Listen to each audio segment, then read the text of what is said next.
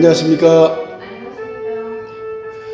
네, 오늘 시골 목사 서양 철학을 갖다 5번째 강의를 시작하도록 하겠습니다. 오늘은 플라톤 이야기를 중심으로 플라톤 사상과 기독교가 어떻게 만났는지를 함께 생각해 보고자 합니다.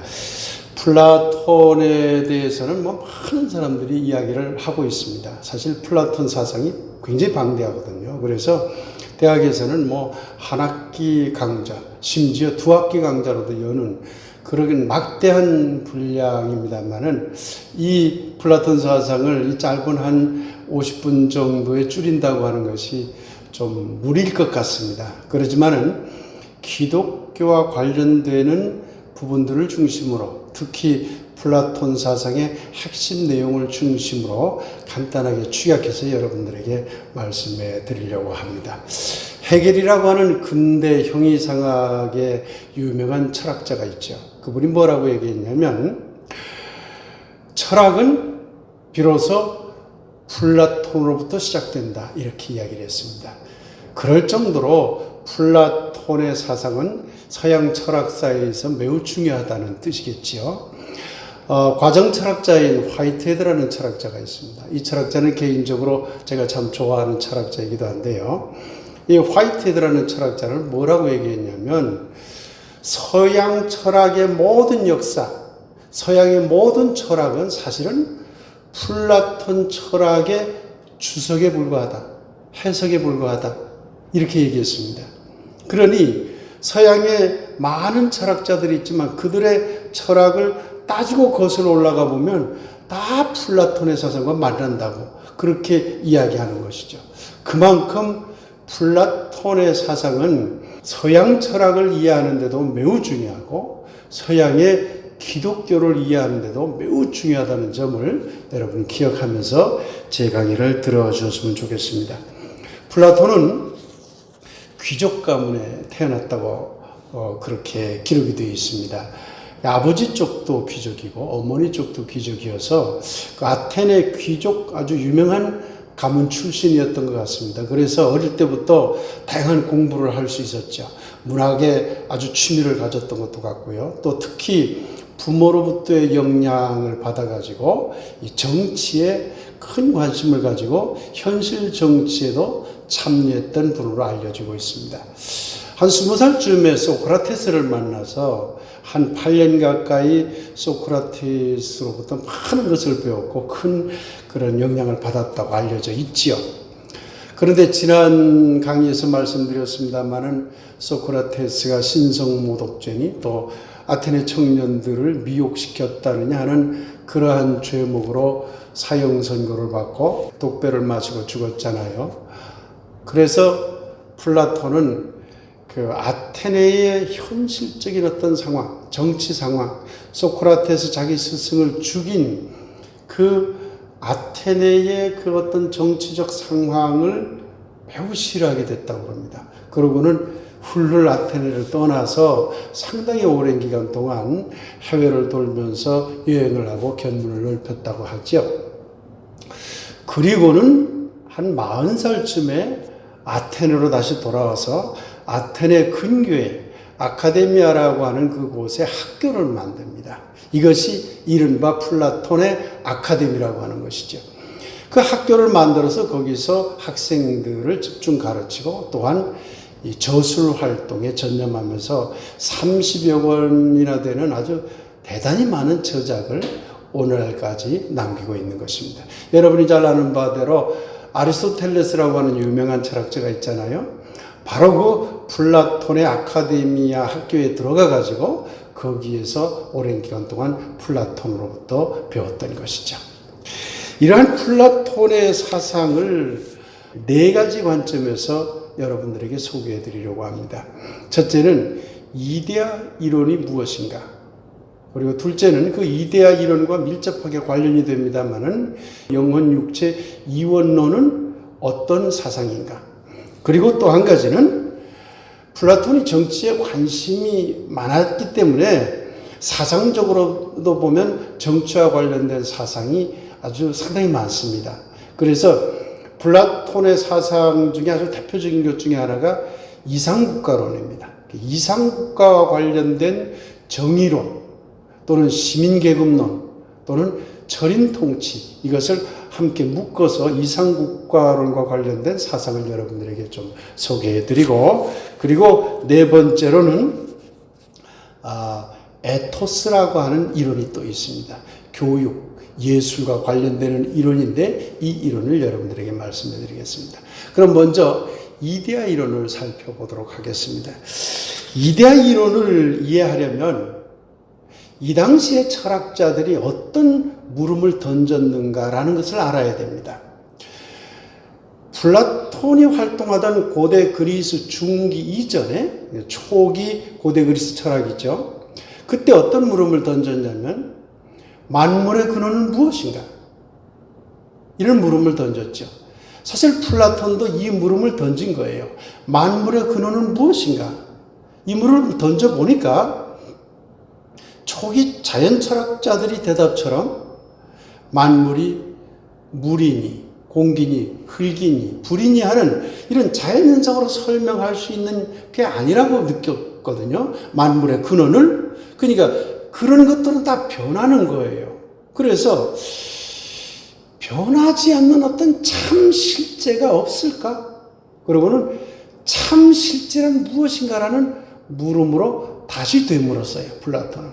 그러니까 변하지 않고 또 완전하고 초월적이고 불멸하고 사라지지도 않고 하는 이러한 완전성과 불멸성과 초월성과 더군다나 구체적인 형상을 떠난 어떤 것, 그걸 비형상성이라고 하는데 이런 것을 가진 것이 참 실제가 아닐까 하고 생각하기 시작했던 것이죠.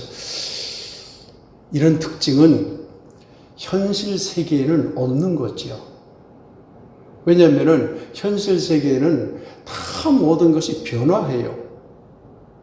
그리고 모든 어떤 실제적인 것에 갇혀있기 때문에 초월하기가 어려워요. 어떻게 우리가 시간을 초월합니까? 어떻게 우리가 공간을 초월합니까? 초월할 수 없잖아요. 그러니까 현실 세계에는 앞서 말씀드렸던 참 실제의 특징이라고 여겨졌던 불변성이라든가 초월성이라든가 비형상성, 즉 어떤 구체적인 형태가 없는 것이라든가 불멸하는 영원성이라든가 그런 게 이 현실 세계에는 없는 거죠. 이 현실 세계를 일컬어서 철학에서는 현상이라고 합니다. 현상 또는 현상계라고 하는 것이죠. 그러니까 플라톤은 이 현상계에는, 이 현실 세계에는 참이라고 하는 것이 없다고 보는 것이죠. 그러면 참이라고 하는 본질이 참이라고 하는 것인데 참이라고 하는 이 본질은 어디에 있을까? 관념의 세계에 있다고 본 것이죠. 그러니까 우리의 마음의 어떤 생각으로, 마음의 눈으로 그것을 깨우쳐 알 수 있는 어떤 것이 참이라고 보는 것이에요. 그것을 이데아라고 했습니다. 이데아라는 말은 우리 들빛교회 교우 여러분들께서도 꼭 기억해 주셨으면 좋겠습니다. 그러니까 이데아는 현상세계의 눈으로 보이는 게 아니죠. 오로지 마음의 눈으로만 볼 수 있고 인간의 정신 능력을 통해서 그것을 깨우쳐 나갈 수밖에 없는 저 형상을 넘어선 어느 곳에 있는 것이죠. 이런 것을 이데아라고 했습니다. 이 이데아라고 하는 것은 사실은 우리 눈에 보이지 않지만 우리가 조금만 생각하면 마음의 눈으로 들여다보면 플라톤이 말하고자 했던 이데아가 무엇인가라는 것을 알아낼 수가 있습니다. 예를 들어 봅시다. 우리는 꽃이라는 말을 잘 알아요. 꽃이 무엇인지 잘 알아요. 그런데 꽃이 저기 있다고 가정해 봅시다. 그런데 실질적으로 꽃이라는 말에 대응하는 사물이 없어요. 이 말을 이해하시겠어요? 꽃이라는 말에 실질적으로 대응하는 어떤 사물이 없다는 거예요. 왜냐하면 장미도 꽃이에요. 다알리아도 꽃이고 국화도 꽃이고 코스모스도 꽃이죠. 그러나 이것이 꽃이냐? 꽃은 아니죠. 장미죠. 그러니까 꽃은 장미나 다알리아나 코스모스나 국화나 그 수많은 종류의 개체로서의 꽃들을 포괄하는 어떤 관념으로 있는 거예요. 구체적인 특정한 형상으로 있는 게 아니라 관념으로 있는 것이죠. 그런데 장미라는 것도 따지고 들어가 보면 관념으로 있는 거예요. 왜 그럴까요? 장미도 수없이 많은 개체들이 있거든요. 서로 품종이 다르죠. 색깔이 다르죠. 모양이 다르죠. 나무 형태도 다르죠. 줄기 뻗어가는 장미, 나무처럼 생긴 장미 다 다르잖아요. 그러니 어떤 특정한 개체를 놓고 이것이 장미다. 그러면 저쪽 개체는 장미가 아닌 게 돼버려요. 나무로 되어 있는 장미를 이것이 장미입니다라고 하면 줄기로 뻗어가는 장미는 그럼 장미가 아니게요? 그러나 그런 모든 개체로서의 장미들을 다 묶어서 장미라고 하는 관념이 있는 거예요. 이해되시죠? 그러니 플라톤은 그 개체적인 사물 하나하나로 나타나는 이 모든 현상들은 감각적으로 느끼는 오류일 뿐이고 이게 진짜가 아니라는 거예요. 이건 가짜고 진짜 참 본질은 우리의 관념 세계에 있다고 보는 것이죠. 이 점이 플라톤을 이해하는데 매우 중요합니다. 그러니까 플라톤의 입장에서는 현상이란 어떻게 될까요? 현상이란 당연히 참 본질이 아닌 허상이 되는 것이죠. 그래서 이 세상에 있는 모든 현상 세계, 이 현실 세계의 것들, 우리 인간 이 모습도 그렇고 여기에 있는 의자나 책상이나 마이크나 손수건이나 컵이나 핸드폰이나 저 밖에 있는 나무나 동물들이나 온 우주, 이 모든 현상들은 이데아의 모방일 뿐이라고 봤어요. 그러니까 허상인 거죠, 이게. 예. 그래서 플라톤은 뭐라고 얘기했냐면 마치 여기 현실적으로 있는 것, 현실적으로 여기 있는 것이 진짜라고 느끼도록 만드는 건 우리의 감각인 거죠. 그렇잖아요. 사실 가만히 생각해 보면 그 말은 맞는 거예요.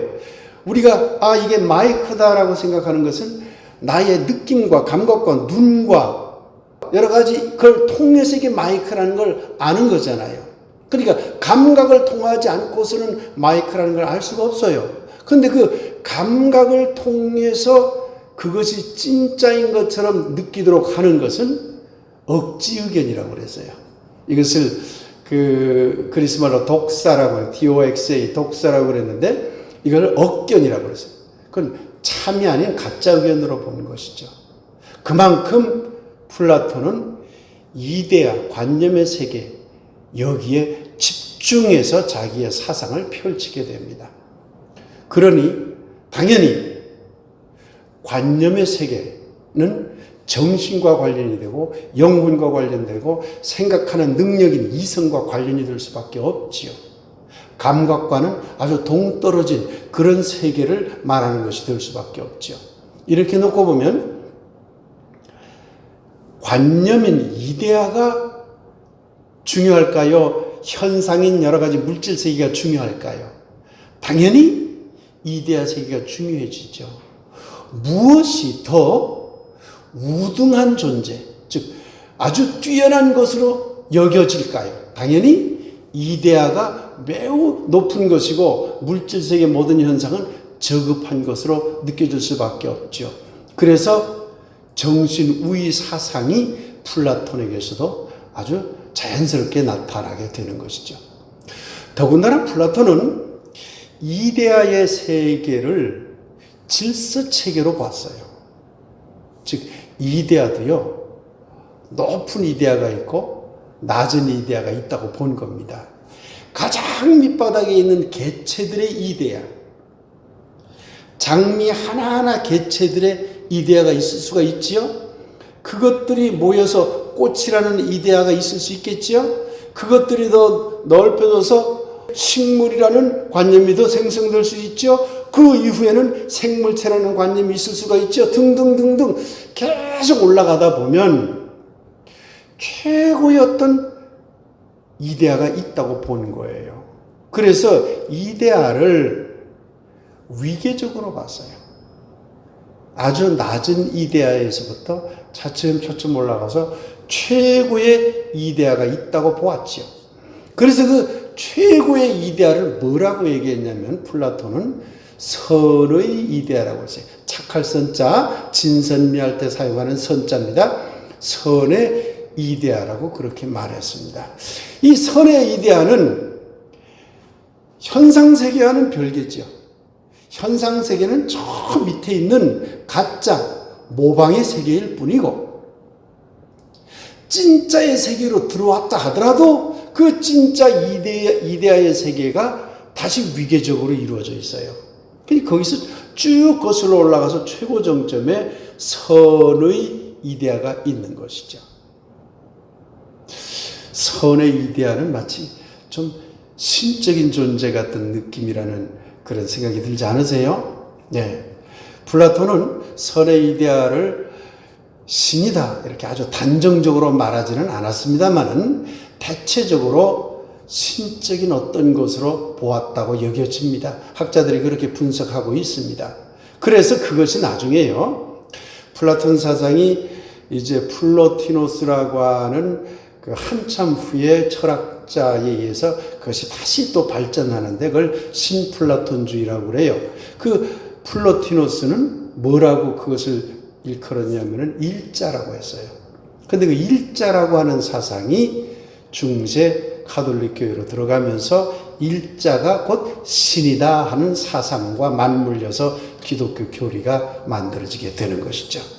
그러면 진짜 내가 그 이데아의 속으로 들어가서 그게 그렇구나. 그게 이데아로구나. 그게 최고의 선의 이데아로구나 라고 하는 것을 어떻게 깨달을 수 있을까? 플라톤은 이 깨닫는 과정에 대한 고민을 했지요. 그래서 플라톤은 네 가지 이데아를 알아내는 데는 네 가지 단계가 있다고 이야기를 했습니다. 첫째는 상상의 단계, 둘째는 믿음의 단계, 셋째는 추론의 단계, 넷째는 알의 단계가 있다고 그렇게 보았습니다. 상상의 단계란 뭐냐면 이 현상세계, 이데아의 모방으로서 이데아의 그림자로 있는 이 현상세계가 진짜인 것처럼 느끼는 단계죠. 그러니 아직 이데아의 개념이 형성이 전혀 되지 않는 그런 상태를 상상의 단계라고 그렇게 얘기를 했습니다. 두 번째, 믿음의 단계는 뭐냐면 무엇인가 이렇게 환한 빛이 비춰져서 이 현상들이 여기에 있는 이 이데아의 모방인 이 현상들이 이게 진짜가 아니고 이게 가짜인 것 같은데 참은 따로 있는 것 같은데 라고 해서 다시 참을 찾기 시작하는 그런 단계를 믿음의 단계라고 봤어요. 그러니까 이 용어에 너무 혼란을 일으키지 말기 바랍니다. 그냥 이런 용어를 썼구나 하는 정도로 이해하시고 두 번째 단계가 그렇다는 거예요. 세 번째 단계는 뭐냐면 그렇다면 밝은 빛이 있겠네 해서 밝은 빛을 보고 이것들이 이데아로구나 라고 하는 것을 알아나가는 과정, 그 과정을 세 번째 단계로 봤어요. 그걸 추론의 단계라고 그렇게 말했죠. 그리고는 마지막으로 깨달음, 알의 단계가 있다고 그랬어요. 그것은 뭐냐면 그야말로 이데아의 세계에 들어와서 그리고 최고의 이데아인 선의 이데아까지 알게 된 단계라고 보는 것이죠. 이러한 단계를 설명하면서 플라톤은 동굴의 비유라는 유명한 비유를 들었습니다. 지금 여러분들이 보시는 이 그림을 잘 보시기 바랍니다. 이 그림을 보시면 동굴이 그려져 있죠. 이 동굴 맨 안쪽에 보면 그림자가 하나 보여요. 그림자들이 보여요. 그리고 그 조금 밑에 보면 어떤 사람이 이렇게 앉아서 묶여있는 그림이 보일 겁니다. 그리고 그 뒤로 벽이 쌓여 있고 또 그 뒤로는 또 다른 사람들이 무엇인가를 들고 이렇게 왔다 갔다 하는 모습이 그려져 있어요. 근데 그 위에 있는 것을 보니까 흙으로 만든 여러 가지 동물들의 모양이 그려져 있는 토기들을 들고 이렇게 서 있는 사람들이 있다는 것을 알 수가 있어요. 그리고 그 또 뒤쪽으로는 횃불이 하나 켜져 있어요. 그리고 그 더 뒤로는 동굴 입구가 그려져 있죠. 이 그림을 잘 보면서 플라톤이 이데아를 알아나가는 단계를 어떻게 설명하고자 했는지를 여러분들이 이해하시면 도움이 될 겁니다. 많은 사람들이 저 동굴 맨 안쪽에 꽁꽁 묶여서 앞에만 바라본다는 거예요. 그림자, 횃불에 비춰진 그 토기 동물들의 그 토기 모습 그림자만 보면서 이게 진짜 색이구나. 그렇게만 생각했다는 거예요.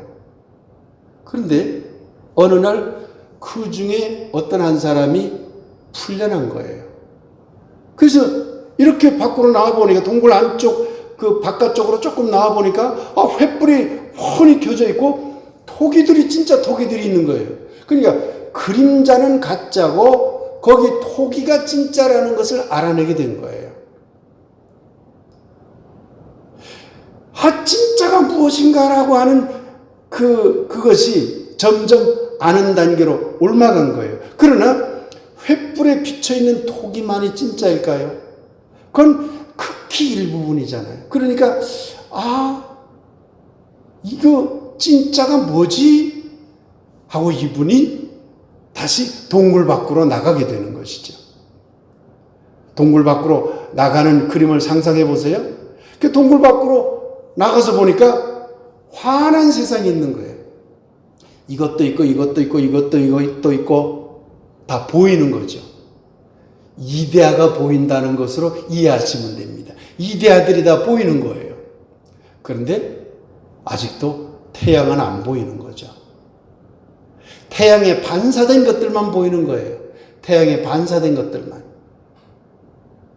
그런데 어느 순간 태양을 발견한 거예요. 이 모든 것들을 밝혀주는 진짜 빛이 있구나. 그것이 뭘까요? 선의 이데아, 최고의 이데아라는 것이죠. 동굴의 비유는 이런 비유입니다. 그러나 사실 동굴의 비유에서 이 동굴의 비유에서 말하는 그 주인공격인 그 동굴 밖으로 나온 사람이죠. 사실은 안에 있는 사람들이 불쌍해서요. 다시 들어가서 그들에게 저 밖에 빛의 세계가 있다, 참의 세계가 있다는 것을 알려주려고 들어가요. 그런데 동굴 맨 안쪽에 꽁꽁 묶여있던 많은 사람들이 무슨 얘기하느냐, 이것이 진짜다, 이것이 진짜다, 그림자를 보고 자꾸 진짜라고 하면서 그 빛의 세계가 있다는 것을 전혀 인정하려 들지 않으니까 이 한 사람은 도리어 따돌림을 당하거든요. 그래서 내가 봤던 게 이게 잘못 봤던 건가? 도리어 거꾸로 회의하면서 그 속으로 다시 들어와 버린다고 하고 있어요. 우리 인간의 어리석음을 플라톤은 동굴의 비유를 통해서 이야기하고자 했던 것이죠. 플라톤은 이데아의 세계와 현상의 세계가 분명히 분리되어 있다고 봤습니다. 그러니까 이데아는 이데아, 현상은 현상이죠. 그러면 인간은 몸을 가진 현상이잖아요. 그런데 어떻게 이데아를 알아낼 수가 있을까요? 플라톤은 이것도 세 가지로 설명을 했습니다. 하나는 인간에게는 상계하는 능력이 있다고 봤어요. 상계하는 능력이라고 하는 것은 무엇인가 있던 것을 끄집어내는, 옛날에 무엇인가 있던 가물가물한 어떤 기억을 되살려내는 걸 말하는 거거든요. 그걸 상기한다라고 하잖아요. 무엇을 상기한다고 하는 것일까요? 그리스 신화에 가보면 이런 이야기가 있습니다. 이 세상 사람들이 죽으면 저승세계로 가는데 그걸 하데스 세계라고 그랬어요.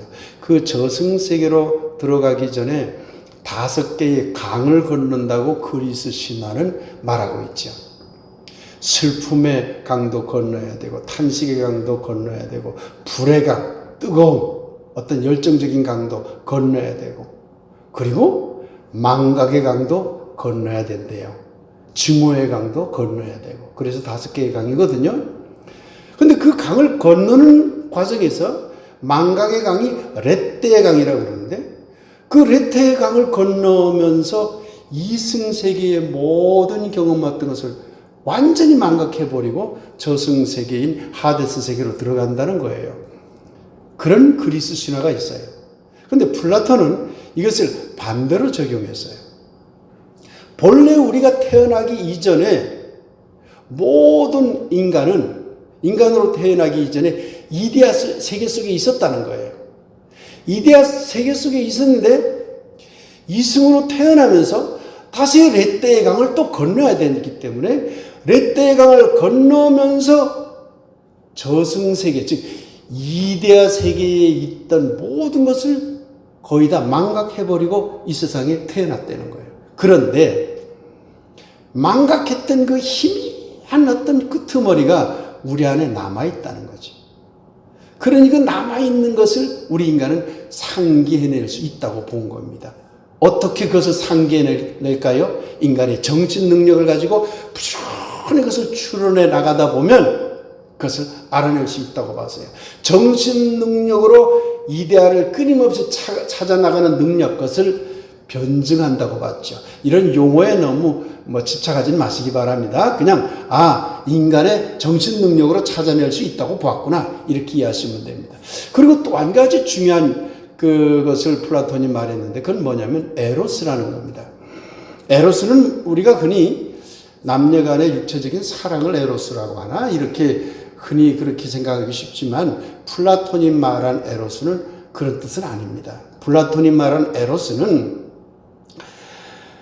이데아, 어떤 선의 세계 또는 참 본질의 세계를 끊임없이 알고자 하는 그런 갈급한 인간의 마음, 인간의 어떤 욕망, 그런 힘, 그것을 에로스라고 봤어요. 그러니까 플라톤이 말한, 지금 이데아와 관련해서 말한 에로스라고 하는 것은 이데아, 관념의 세계, 참 진리를 끊임없이 알고자 하는, 갈망하는 힘이죠. 인간은 그런 그리움을 가지고 있다는 거예요. 그런 힘을 가지고 있다는 거예요. 그러니까 그 그리움을 들춰내면, 표현하기 시작하면 이데아의 세계로 들어갈 수 있다고 보았지요. 네. 이데아는 이처럼 플라톤의 입장에서는 가장 중요한 본질의 문제가 됩니다. 그러니 플라톤 사상은 한마디로 모든 것이 다 이데아 사상이다, 거기서부터 출발한다, 이렇게 이해하시면 됩니다.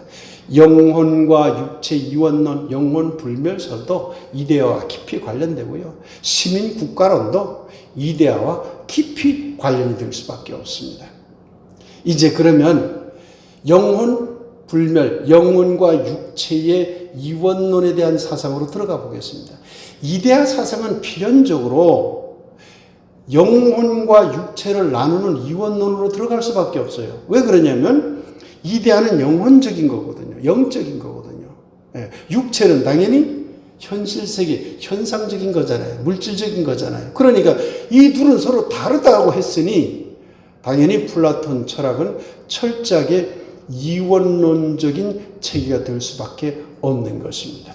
이데아와 현상, 본질과 현상, 그리고 영혼과 육체, 인간으로 보자면 그렇게 전부 나누어서 이 세상을 바라보려고 한 것이죠.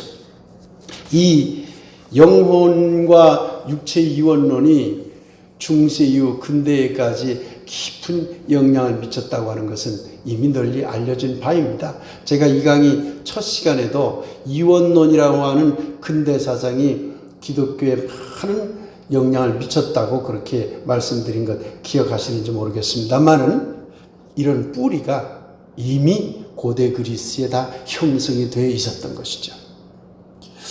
이데아는 영원 불멸한다고 봤어요. 그러니 영혼, 이데아로서의 영혼은 영원히 불멸하는 것이죠. 육체가 죽어도 이데아는 계속 살아있는 것이죠. 플라톤은 그렇게 봤다는 겁니다. 그러니 이런 사상을 통해 보면 소크라테스의 사상을 굉장히 많이 받아들였다는 것을 알 수가 있는 것입니다. 소크라테스가 영원 불멸을 강하게 주장했잖아요. 그 주장을 통해서 플라톤도 영원 불멸을 강하게 주장했죠. 다만 소크라테스는 절대적인 진리를 확정짓지는 않았어요. 다시 말하면 선의 이데아가 모든 이데아의 최고 정점이고 그것이 절대 진리다 이렇게 단정하진 않았죠. 끊임없이 절대 진리가 있으니까 그 관념적인 절대 진리를 찾아 나가라고 교육은 시켰지만 그걸 귀납의 연속적인 귀납 과정으로서의 진리 탐구라고 그랬잖아요. 그랬지만은 플라톤은 조금 그것에 불만이 있었던 듯 이것을 확정지은 것이죠. 선의 이데아가 최고의 절대 진리다라고 확정지은 것입니다. 플라톤이 볼 때는요, 육체는요, 영혼의 감옥이 될 수밖에 없어요. 플라톤이 그렇게 말했어요. 육체는 영혼의 감옥이다. 왜 그럴까요? 영적인 이데아가 여기 아주 조금 남아있고 그것을 상기하고 변증하고 에로스 힘으로 그걸 갈급해서 찾아내고 깨달았다고 한들 온전한 이데아 세계로 들어갈 수가 없어요. 왜? 육체가 그걸 가두고 있잖아요. 그러니까 플라톤이 볼 적에는 육체는 영혼의 감옥이다. 이렇게 말할 수밖에 없었던 것으로 보여집니다. 영혼과 육체 이원론의 결과는 당연히 영혼을 우위에 두고 앞서 말씀드렸죠. 육체와 현실 세계를 천덕꾸러기 신세로 이렇게 전락시키는 결과를 가져왔고요. 그러다 보니까 육체적인 삶이 그렇게 중요하지 않다고 여겨진 것입니다. 그 당시 이미 그렇게 생각을 했던 거예요. 영적인 삶이 중요하다고 보았던 거예요. 특히 고대 그리스, 플라톤 사상을 따랐던 고대 그리스 자유인들의 입장에서는 당연히 육체적인 삶보다는 이데아적인 영적인 삶이 중요하다고 여기게 됐던 것이죠. 그렇게 놓고 보면 이데아는 선이 돼요. 그럼 현상은 뭐가 되죠? 악이 되겠죠. 왜냐하면 선악으로 또 나누니까. 그러니 육체는 선한 게 아닌 거예요. 이 세상의 모든 물질 세계는 선한 게 아닌 거예요. 플라톤 입장에서는 오직 이데아, 영적인 것만 선한 것이고 그렇지 않은 여기 있는 모든 것은 다 선하지 않은 것이 되는 것이죠.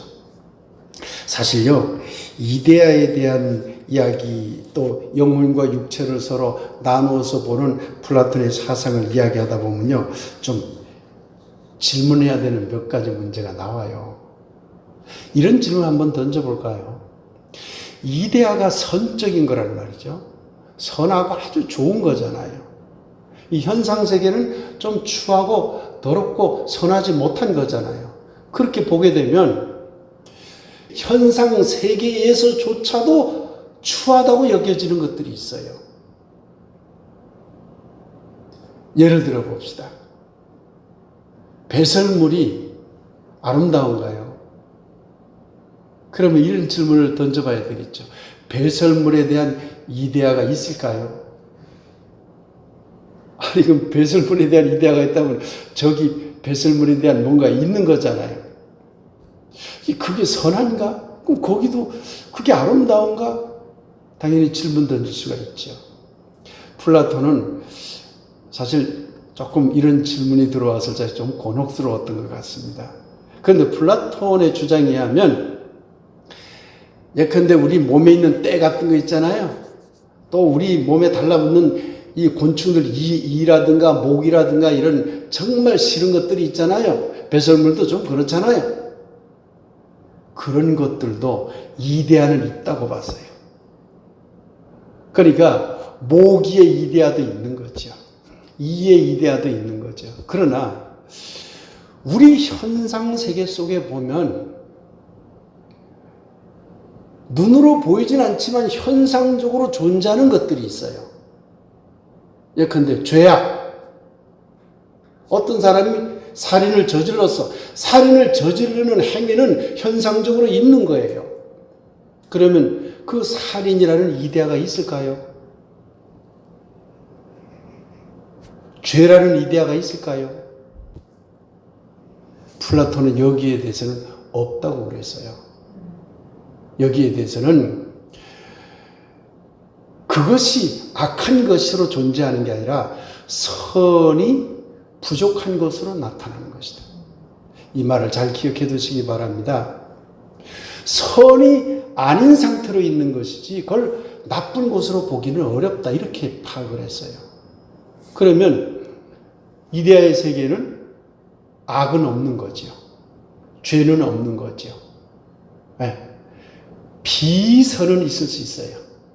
선하지 않은 상태는 있을 수 있어도 그것 자체가 악이라고 단정 짓는 건 없는 것이 되는 것이죠.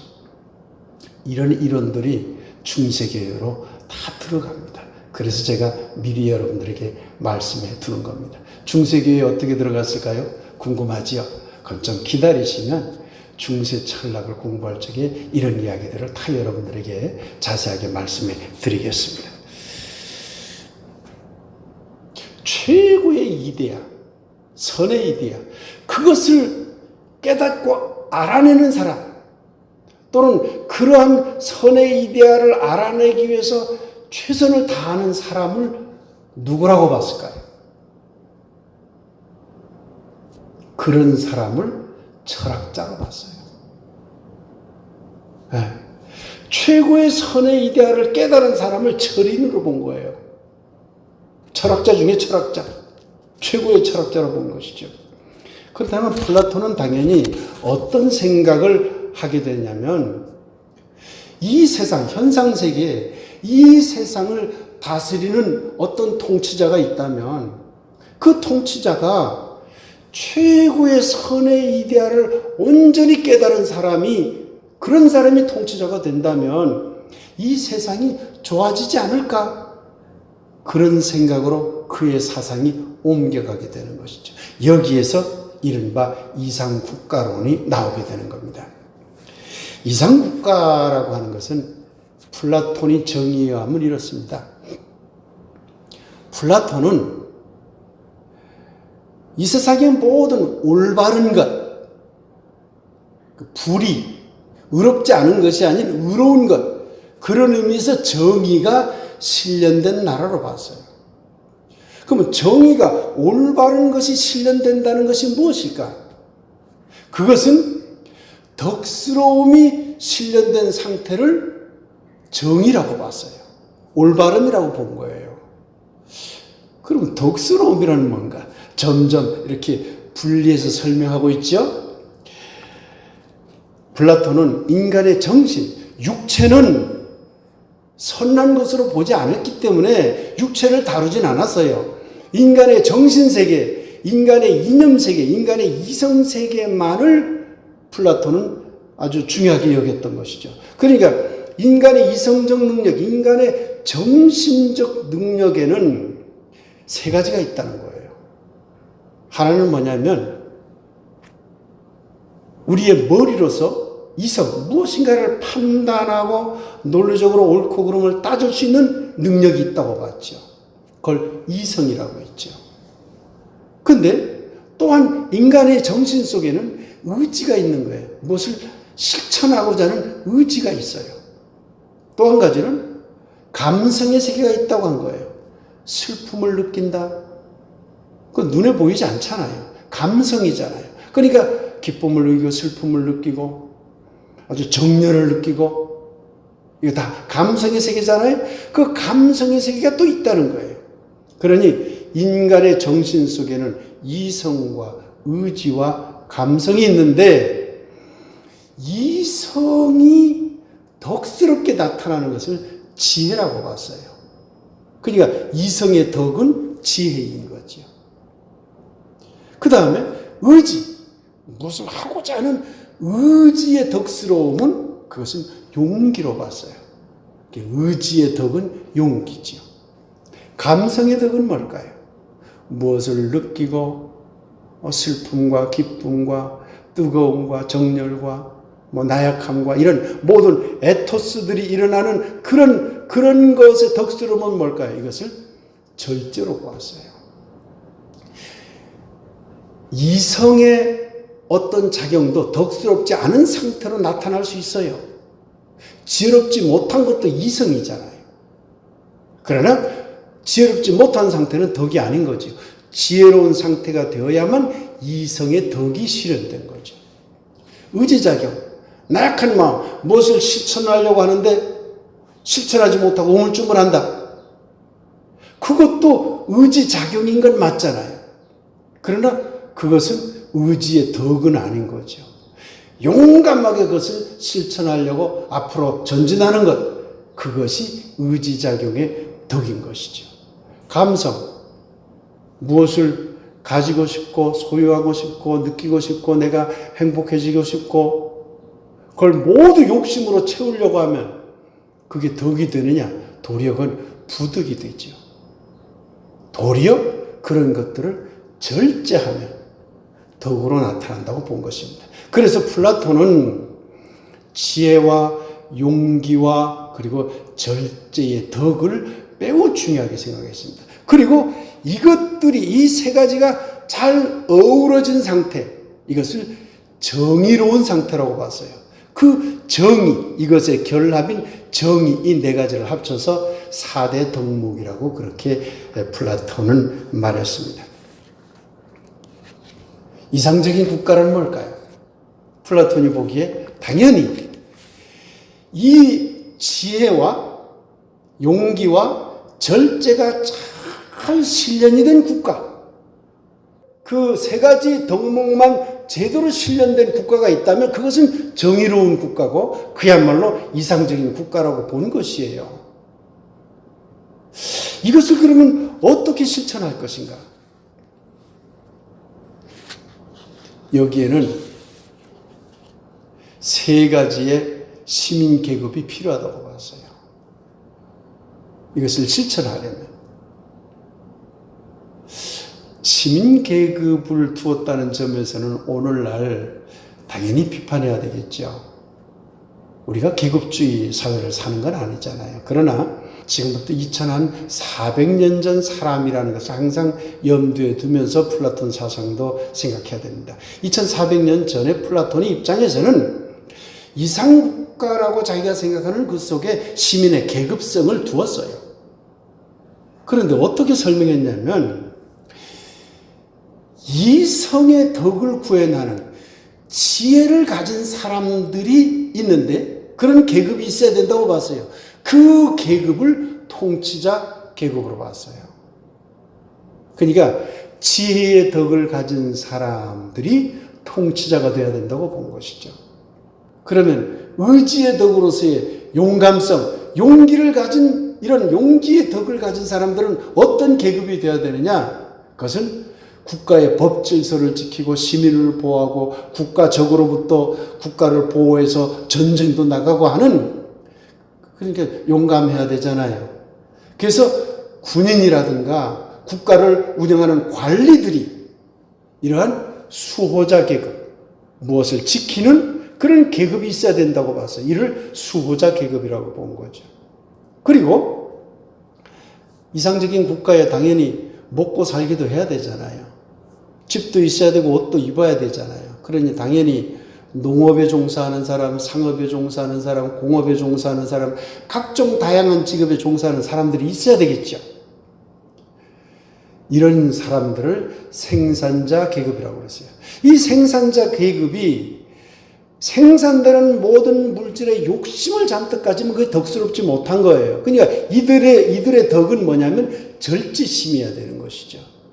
그래서 절제심을 가진 생산자 계급이 있다면 지혜를 가진 통치자 계급, 용기를 가진 수호자 계급, 절제를 가진 생산자 계급이 잘 조화롭게 이루어진다면 이상적인 국가가 이루어진다고 본 것입니다.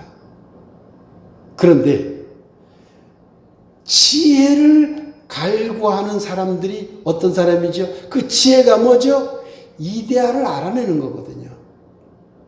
이데아를 알아내기 위해서 그 지혜를 갈구하는 사람들을 일컬어서 철학자라고 하는 거잖아요. 철인이라고 하는 거잖아요. 그리고 최고의 이데아, 선의 이데아를 아는 사람, 최고의 철학적 있죠. 그런 사람이 통치를 해야 된다고 본 거예요. 그래서 이상국가론은 철인 정치론과 같은 말이 되는 것입니다. 왜? 통치자 계급 중에서 최고의 철학자가 그 나라를 통치하면 아주 좋겠다고 플라톤은 보는 거지요. 굉장히 어떤 이상론이라고 할 수 있겠지요. 그럴 수만 있다면 얼마나 좋을까요? 사실 플라톤의 입장에서는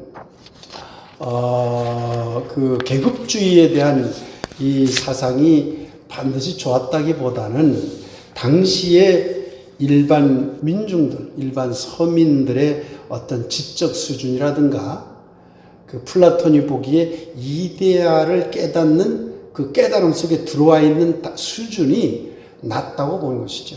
그 낮기 때문에 그들이 결정하는 그런 어떤 그게 직접 민주정치라고 하더라도 그들이 결정하는 것이 반드시 오른쪽으로 결정이 되겠는가?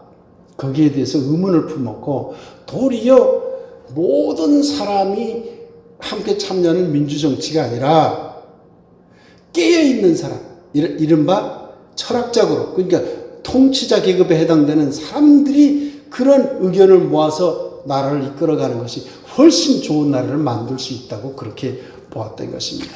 이 이론을 오늘날 그대로 적용하려고 하는 것은 무리지만 그러나 플라톤 당시에 그런 고민을 충분히 했다는 점은 우리가 이해할 수 있는 것입니다. 플라톤이 이를 위해서 5가지 정치 체제도 설명을 했어요. 플라톤은 제일 나쁜 나라, 이 독재자 체제라고 봤죠. 이걸 참주 정치라고 했죠. 그 다음에 나쁜 정치가 뭐냐면요, 민주 정치라고 봤어요. 그러니까 우매한 군중들이 뭐 결정하는 그걸 정말 안 좋은 쪽으로 결정하기 쉽다라고 봐서 그렇게 좋은 정치로 보진 않았어요. 제일 좋은 정치 체제를 뭐라고 봤냐면 최선자 정치 체제라고 봤어요. 최선자라고 하는 건 뭐냐면 최고의 선한 철학자 정치 체제. 그러면 그걸 줄여서 최선자예요. 선의 이데아를 아는 철학자가 통치하는 체제. 그러고는 명예 지배 체제가 2번째 있다고 봤는데 그것은 뭐냐면 2번째 계급, 수호자 계급이 지배하는 체제. 그래서 스파르타를 그 2번째 체제로 봤지요.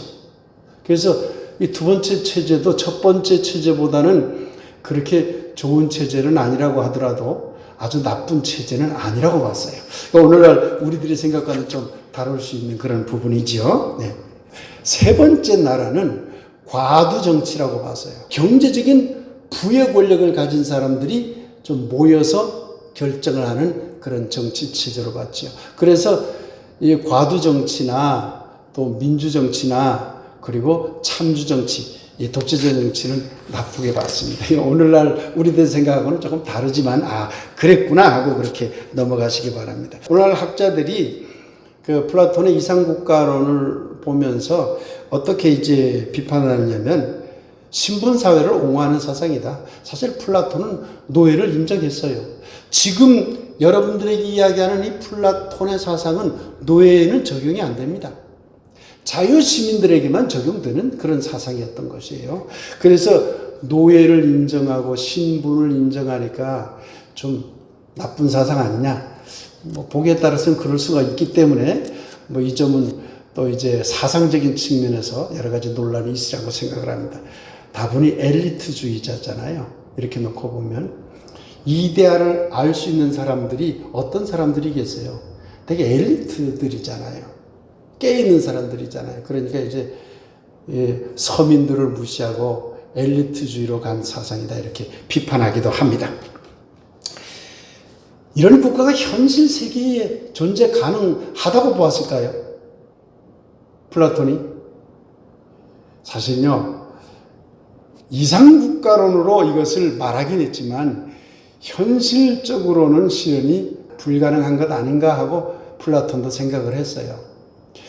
플라톤이 소크라테스의 말을 빌려서 뭐라고 얘기했냐면 이상국가는 이 세상에 존재할 수 없네. 이상국가는 저 하늘에 있네. 이렇게 말했거든요. 이걸로 놓고 보면 아마 플라톤도 자기가 그린 그러한 이상국가가 현실적으로 이루어지기는 쉽지 않다고 그렇게 보았던 것 같습니다. 이상국가에는 기본적으로 선한 이데아가 구현되는 그런 국가잖아요. 그러니 선한 국가, 선한 이데아가 실현되려면 그 이상국가에는 나쁜 것들은 추방해야 되는 것이에요.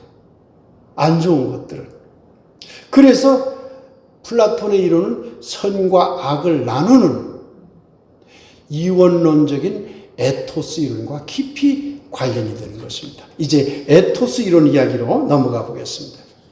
이상국가에는 당연히 좋은 선한 에토스가 필요해요. 에토스라는 말 자체가 뭐냐면요, 에토스 하는 말은 윤리적인 것, 정서적인 것, 그걸 말하는 거예요. 그러니까 윤리적인 것이라고 하는 것은 선한 것도 있고 나쁜 것도 있잖아요. 정서적인 것도 선한 것도 있고 나쁜 것이 있잖아요. 그렇기 때문에 에토스라는 말 자체는 선한 것을 말하는 게 아니라 윤리적이고 정서적인 어떤 것들을 하는 뜻입니다. 그러니까 그 속에는 선하고 좋은 에토스도 있고 나쁘고 추하고 정말 악한 에토스도 있는 것이죠.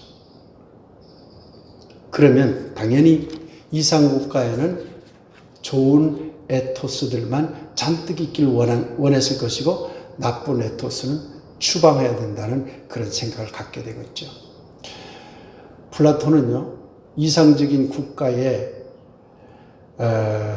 음유가인들, 떠돌아다니면서 노래 부르는 시인들, 음유가인이라고 그랬죠. 추방했으면 좋겠다고 생각했어요.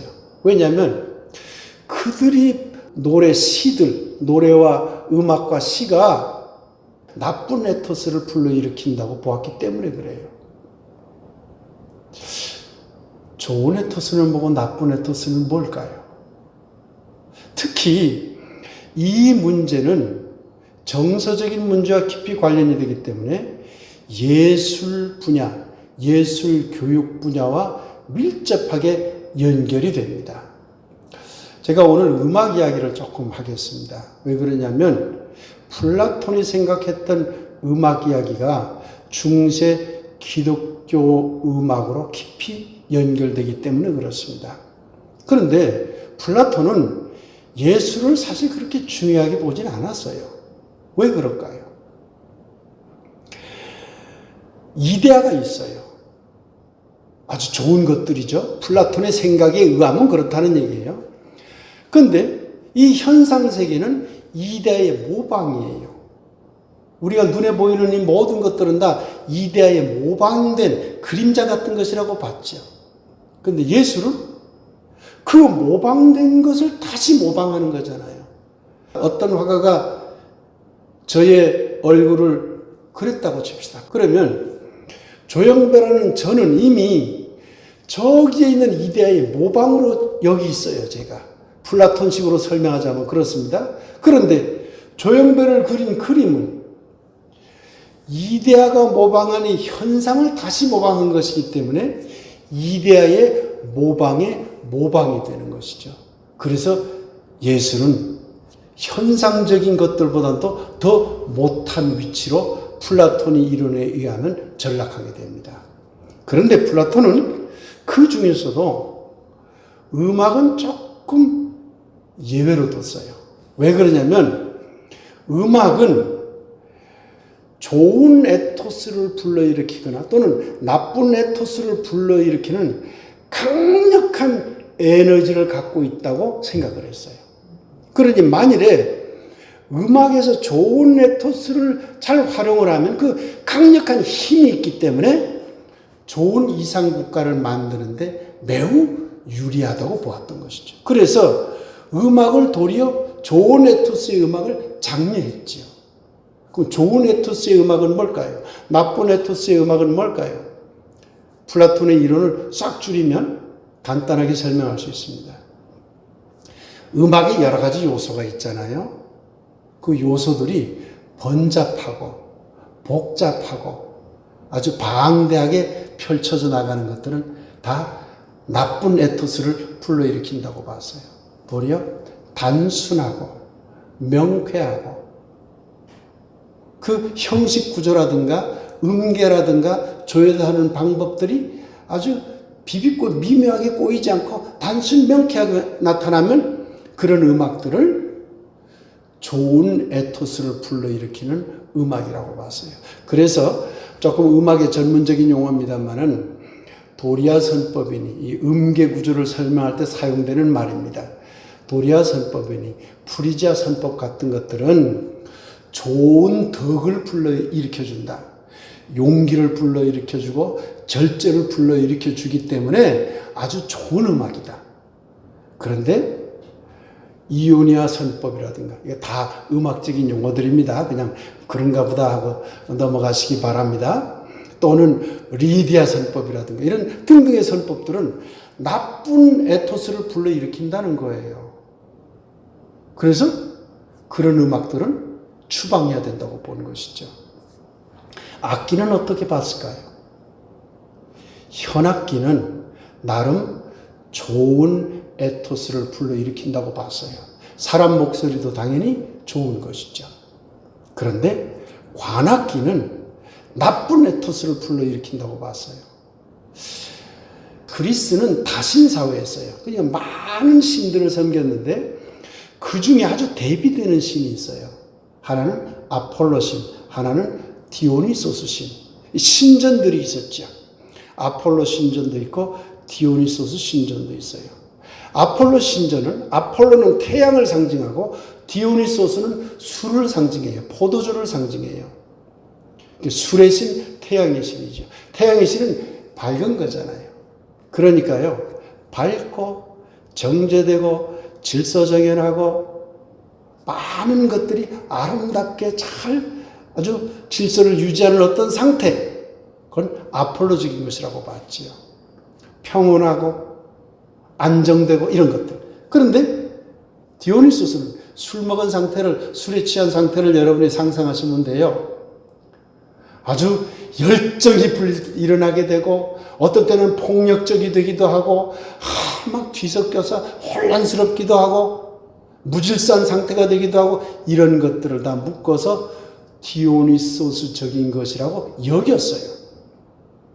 그런데 신전에서는 제사를 지내잖아요. 우리 이 강의를 들으시는 분들에게 질문 하나 던져볼까요? 아폴로 신전은 질서적이고 아주 좋은 에토스와 관련된 신전이에요.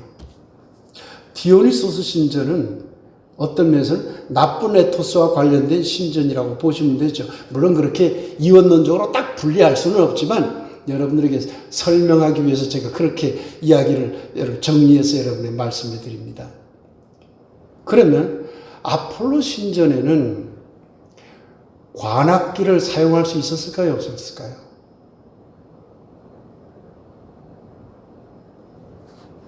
짐작할 수 있겠죠. 디오니소스 신전에는 현악기를 사용했을까요? 안 했을까요? 현악기를 사용하면 정신이 맑아져 버리는 거예요. 그럼 술 취한 상태에 깨어버리면 안 되잖아요. 그러니까 관악기를 사용한 거예요. 디오니소스 신전에서는. 아폴로 신전에서는 관악기를 사용하지 않고 현악기를 사용한 거예요. 그처럼 고대 그리스 사회에서는 삶 속의 깊이 이미 에토스적인 것이 다 들어와 있었어요. 이것이 오늘날까지도 영향을 미치고 있다는 얘기입니다. 지금도 교육에 있어서 선한 것과 나쁜 것을 나누자 하는 이론과 그것을 넘어서자라는 이론이 갈등을 일으켜요. 그것은 아리스토텔레스 이야기를 할 때 여러분에게 말씀해 드리도록 하겠습니다. 이제 플라톤 사상을 좀 정리하겠습니다.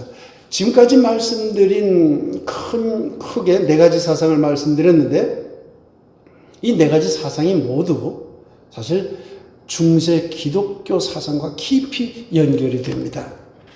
영과 육을 나누잖아요. 중세 카톨릭 우리 교회에서는.